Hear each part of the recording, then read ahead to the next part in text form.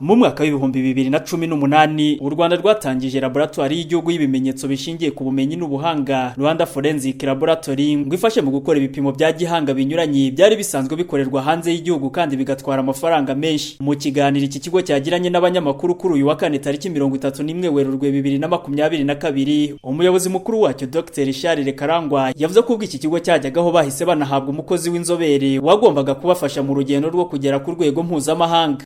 Dufite umuntu w'inzobere wari woroherejwe, yari umuntu muri South Korea, tugitangira n'ikigo bashyiraho inzira tuzacamo kugira ngo tuzagere kuri accreditation ikoreraga company yitwa Pioneer. Uyu muyobozi avuga ko aho bageze kugeza ubu hashimishije ku buryo bizera ko umwaka utaha kwikubitiro serivisi yo gupima uturemangingo sano ADN cyangwa se DNA ndetse no gupima inyandiko zigirwaho impaka zizabona urwo ruhushya. Muri aya masezerano y'ubufatanye n'ubuhinde bo bari ku rwego rwo kuba baza kwisesengura bakareba ko muri tayari noneho bakaba twasaba ko ikigo gishinzwe gutanga uruhushya mpuzamahanga accreditation rules guhera hagati y'uwa karindwi n'ukwa cumi bazaba baje hano, ariko birebye aho tugeze hashimishije.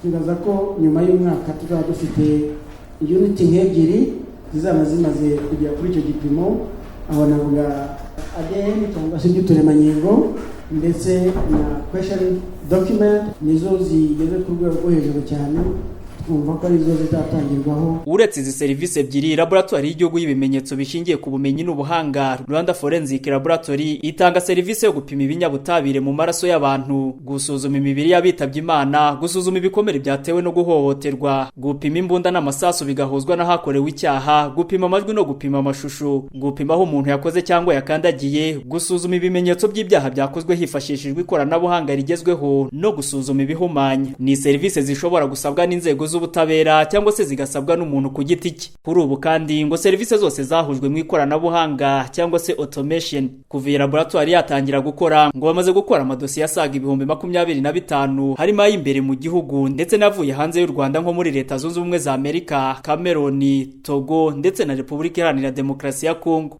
Innocent Habumugisha, Radio Salusi y'i Kigali.